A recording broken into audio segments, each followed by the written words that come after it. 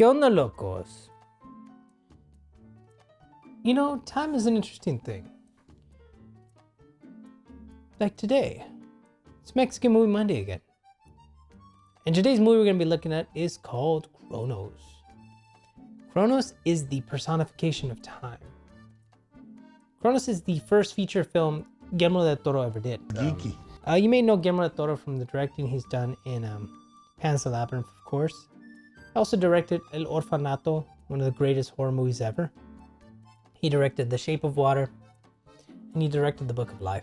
Love will truly be. He's also an executive producer in one of my favorite films, Kung Fu Panda 3. Sweet. It's just something about it, you know? I don't know. There are certain moments in this movie that kind of shine off his character. Guillermo del Toro loves to use insects in his movie, insects and creatures. This is something central to the other, understanding the other. And so we do see the cockroaches in this film, and he even claims how he got them to get out of a certain area of the statue. It's pretty intense. Here's just a clip from the commentary track. I was underneath the table popping those roaches out, and then I placed them where I wanted them and warmed them up with a hair dryer or my breath. Ron Perlman's also in the movie. You may recognize him from Hellboy. And of course, he speaks English throughout most of the film. But for some reason, the English dubs look a little off. Almost like they were recorded in the studio and added later on in post-production. One little thing I really did enjoy was the naming of the characters. You know, the main character's name is Jesus Gris, and his granddaughter's name is Aurora Gris. And Jesus Gris literally translates over to Jesus Gray, and Aurora Gris is Gray Dawn. So that little tidbit of idealized worship is hinted there. I love the concept of alchemy and time, from the process of refinement, so like them trying to get gold out of different chemicals, to the Philosopher's Stone. A lot of people nowadays say that alchemy yielded chemistry, or rather that alchemy became chemistry.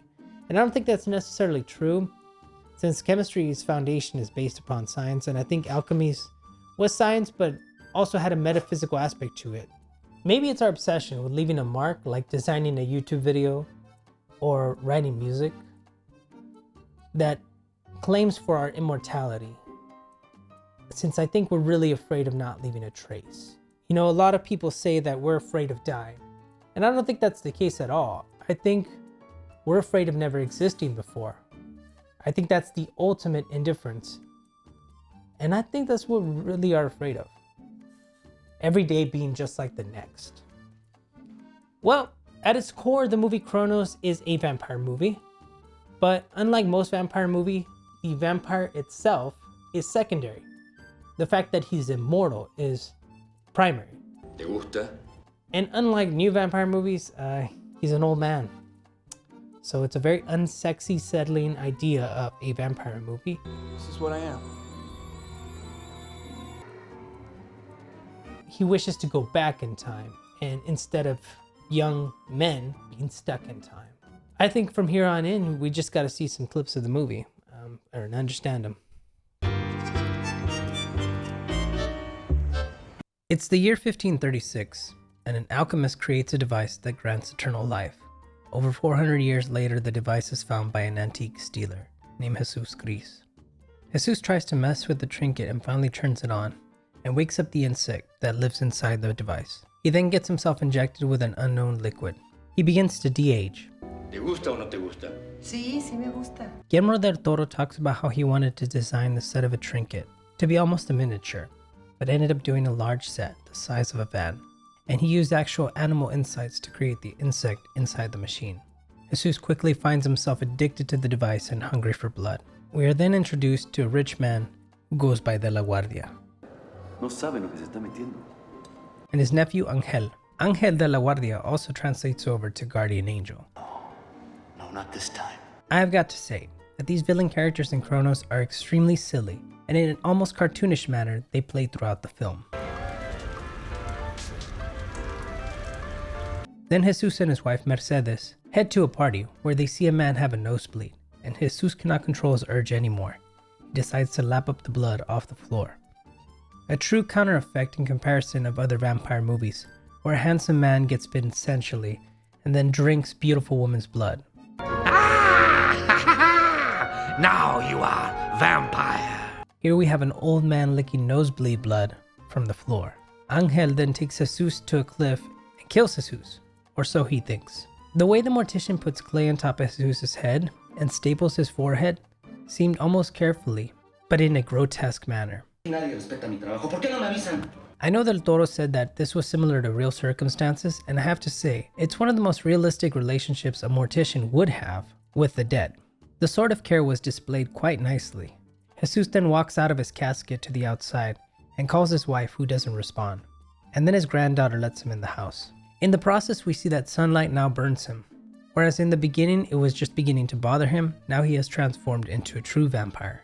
Jesus goes to confront De La Guardia and is followed by Aurora. The old man tells Jesus that his skin is just shedding and to remove his old skin.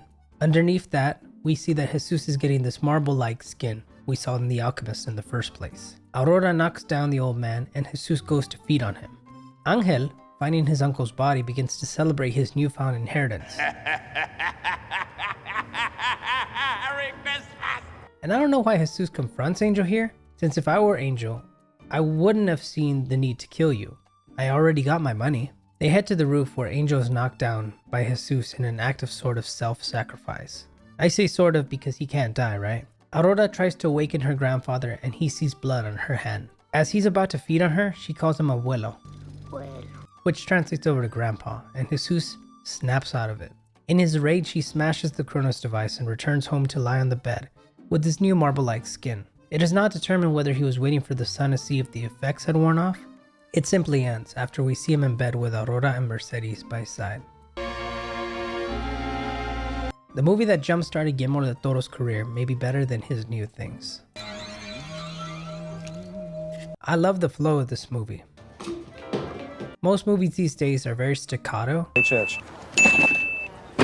There's a stop and go throughout the plot, sort of lagging behind. But I appreciate how it guided you through it alongside, not taking itself too seriously with characters like the coroner,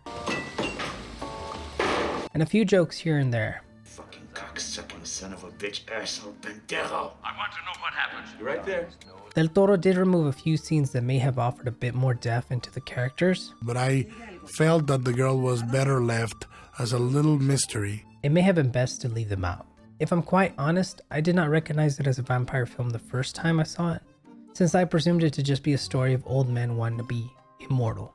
So that shift in thought I really appreciated. This is a true introduction to Mexican fantasy cinema. Cronos has aged perfectly. Guillermo del Toro of course does an amazing job, but to me the directing is secondary to what I saw with the themes. The themes of life and death in this film were beautiful. Even as we see the deterioration of Jesus Gris, we almost wish for him to stop living, like putting an animal out of its misery. Since I'm not even sure we can consider the ghost he becomes at the end to be anything similar to him or a living man, but a shell of what he once was. It reminds me of that movie Solaris, where he imagines up the woman, but he can only remember the things, or rather she can only remember the things that he knows about her. So she is not a person in and of herself, rather she is the existence of him, his memory of her. So it's like a skeletal framework of a soul. This movie is a middle-class version of a Hollywood vampire movie, and I love it. You've got to check it out when you get a chance, and everything in its time, right?